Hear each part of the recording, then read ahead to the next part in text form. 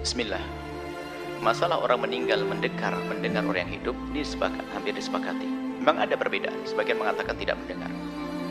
Tapi Nabi pernah menyeru waktu selesai perang Badar, dipanggil ya Abu Jahal, ya Abu Syaibah binti Utbah dan seterusnya. Orang-orang dipanggil Rasulullah. Sampai Sayyidina Umar, ya Rasulullah, mereka tidak mendengar. Mereka sudah mati, masa mendengar? Sampai Nabi menjawab, engkau tidak lebih mendengar dari mereka.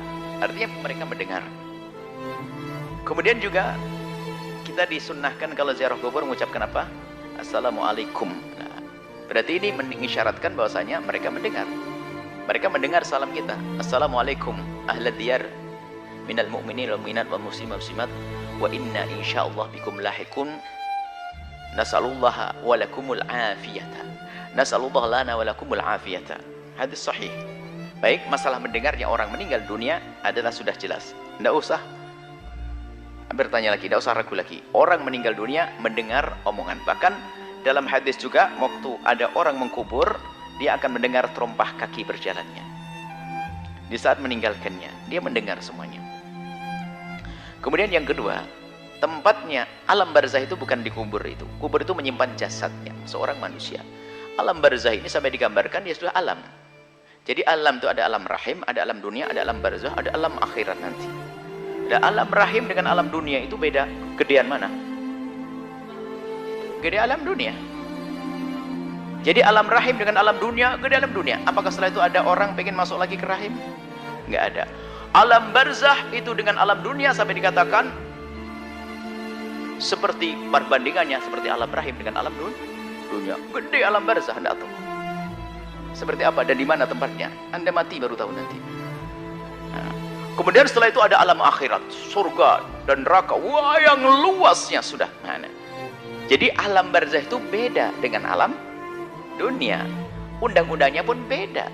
Sampai Imam Malik mengatakan mereka itu punya roh mutlak, tidak terikat dengan materi. Artinya bisa melihat dengan cara undang-undang di alam barzah, bisa melihat Amerika, Jepang dan sebagainya dalam waktu saat. Cuman cara pandangnya bukan cara pandang syahwat. Sampai suatu kita ada yang bertanya, jadi kalau orang tua kita melihat kita, malu dong saya berhubungan suami istri.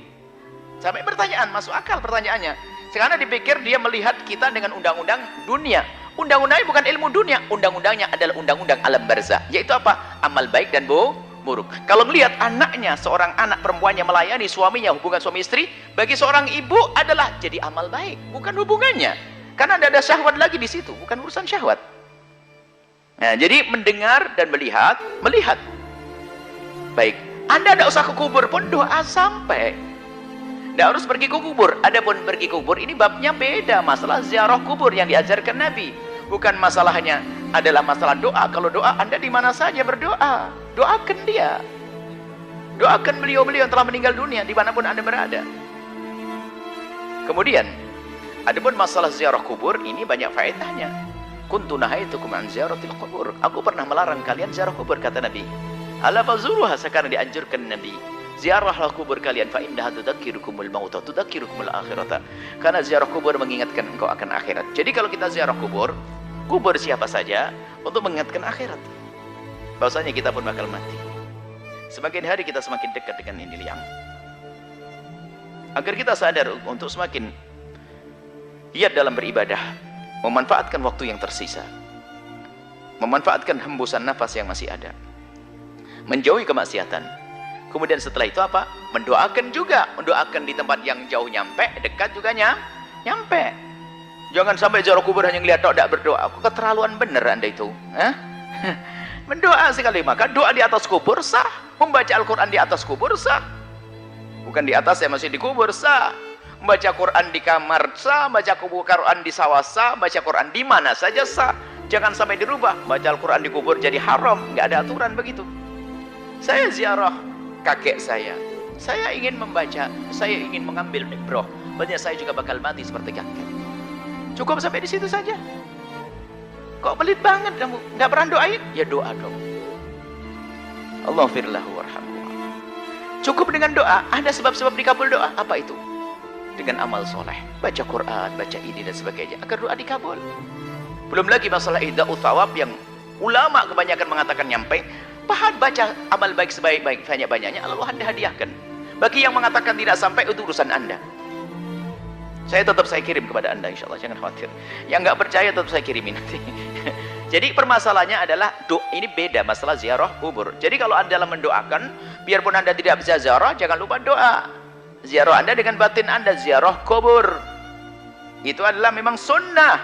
Nggak ada yang mengingkari masalah ziarah kubur ini. Ziarah kubur adalah sunnah. Ziarah kubur asal manusia saja sunnah. Bagaimana jika itu ziarah baginda Nabi Muhammad sallallahu alaihi wasallam? Ada akhir zaman yang mulai dirubah. Ziarah kubur Nabi jadi bid'ah. Aneh sekali. Ziarah orang tua kita sunnah, ziarah kubur Nabi jadi bid'ah. Baik, semoga Allah menjaga iman kita, mengampuni kita, dan berikan keselamatan, husnul khatimah, melapangkan kubur kita, alam barzah yang lapang ya. Kemudian sampai di padang mahsyar